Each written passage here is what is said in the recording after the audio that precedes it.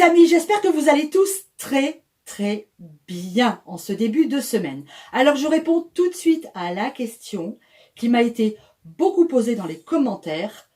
Oui, les tabliers, popotes et potagers sont à la vente. Vous pouvez en acheter un si vous le souhaitez. Alors, ce sont des tabliers taille unique. Ils sont tous rouges. Il n'y a pas de couleur autre que rouge parce que moi j'adore le rouge. Et vous pouvez les régler ici au niveau des bretelles. C'est tout à fait réglable.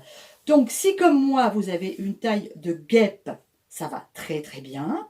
Et si vous êtes un peu plus corpulent, eh bien ça marchera aussi. Pas de souci parce que les ficelles derrière sont très longues.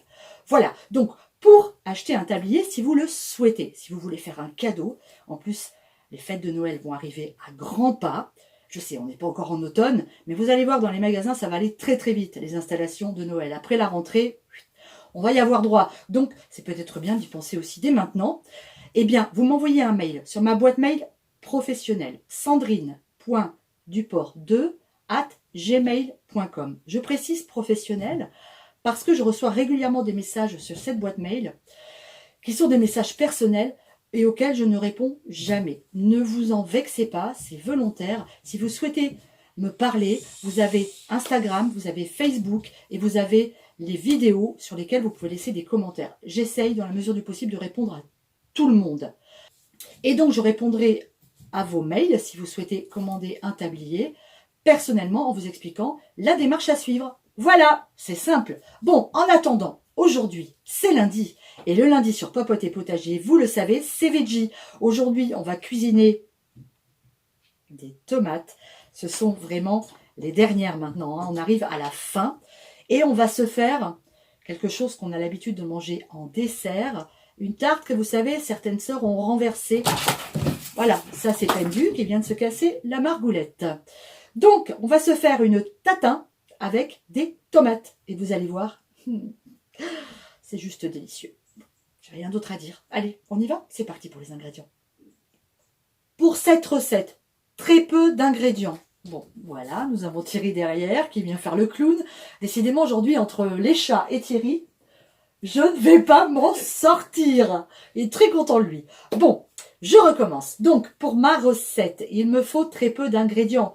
Évidemment, des tomates. J'ai choisi de prendre des tomates Roma parce qu'elles ont en général un calibre assez équivalent et c'est plus facile pour mettre dans notre tarte. Ensuite, on a besoin d'une pâte à tarte, évidemment. J'ai fait une pâte brisée maison, la recette est sur la chaîne, et j'ai ajouté aujourd'hui des graines. J'ai choisi d'y mettre des graines que j'ai fait torréfier, un mélange de graines de chia et de graines de lin. Ça donne un petit goût supplémentaire à notre tarte. Et il va nous falloir du beurre, du sucre et du vinaigre balsamique. C'est tout. On va commencer par nos tomates. Vous voyez, j'en ai qui sont un peu abîmées, mais c'est pas grave. Je vais enlever la partie abîmée. Tout le reste est utilisable. On va couper nos tomates en deux, dans le sens de la longueur. On enlève ici, vous voyez, comme ça, le pédoncule. Hop, et on coupe nos tomates en deux. Voilà, on va toutes les faire comme ça. Une fois que nos tomates sont prêtes, j'ai fait fondre un bon morceau de beurre dans ma poêle. Et ensuite, je vais mettre mes tomates côté chair, ici, hop, sur le fond de ma poêle. On va maintenant retourner nos tomates de l'autre côté et on va y ajouter une belle cuillerée à soupe de sucre en poudre, mais pas que. J'ajoute donc une cuillère à soupe de sucre. Une, deux, c'est bien. Parfait. Et on va mettre du vinaigre balsamique. On va mettre une belle cuillère à soupe de balsa. Une et demie. Je ne sais pas faire des proportions. C'est plus fort que moi. Ok, super. Et une fois qu'on a mis notre vinaigre, on va laisser compoter nos tomates pendant une bonne dizaine de minutes. Au bout de 5 minutes, j'ai retourné mes tomates et j'ai ajouté quelques branches de romarin. On est presque à 10 minutes et vous voyez, en fait, le vinaigre, le sucre et le beurre forment un genre de caramel. Alors l'idée, c'est que nos tomates, voilà, caramélisent dans la poêle. Ça sent bon, ça sent bon. Une fois que j'ai disposé mes tomates sur mon plat à tarte, alors côté bombé au-dessus, je vais remettre un peu de mon super caramel dessus et on va pouvoir maintenant mettre notre pâte à tarte qui elle est étalée bien sûr. Elle est là. On va la mettre dessus comme ça. Voilà. Hop. Et on va essayer d'enfoncer. Alors il y en a peut-être un petit peu trop, on en enlève. En tout cas, on fait ici. Je ne sais pas si vous voyez bien. Il faut vraiment qu'il y ait de la pâte hein, sur les bords. Hein. On y va. Voilà. On enfonce comme ça autour. On enlève le superflu. Voilà. J'aurais pu en laisser un tout petit peu plus.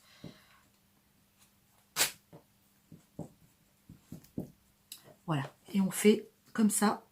On couvre nos tomates comme une tatin, hein, ni plus ni moins. C'est exactement après la même chose. Mon four, lui, eh ben, il est à 210 degrés. Tu vois, là, je vais en ajouter un petit peu. J'en ai pas assez.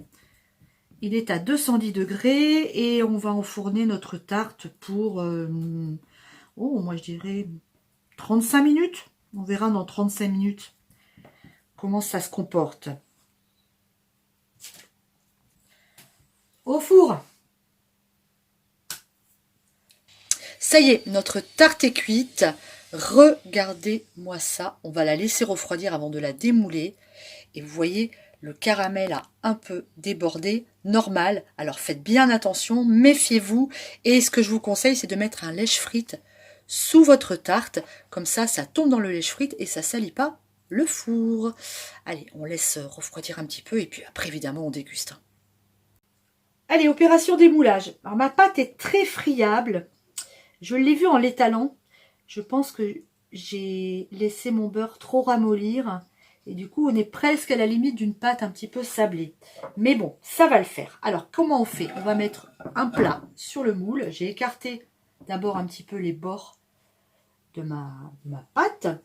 Et puis, on va tout simplement retourner notre plat en espérant que ça ne soit pas une cata. Allez, c'est parti. Hop. C'est fait. Allez, on soulève.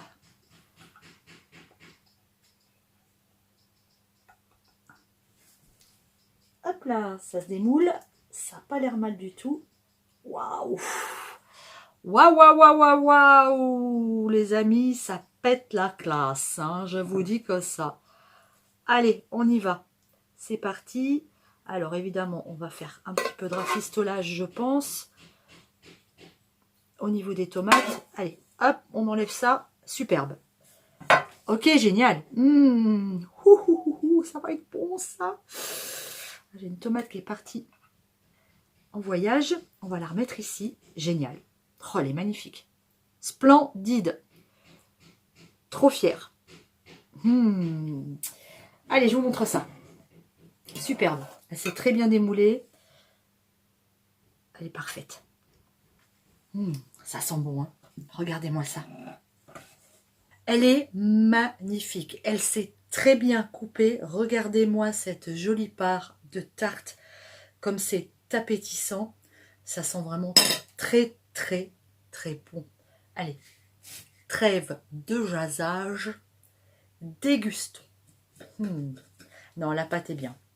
Alors, méfiez-vous parce que quand il fait un peu chaud et qu'on laisse le beurre ramollir, si le beurre est trop mou quand on le mélange à la farine, après, du coup, notre pâte à tarte a tendance à être friable. Mais bon, ça reste absolument délicieux. Allez, c'est parti.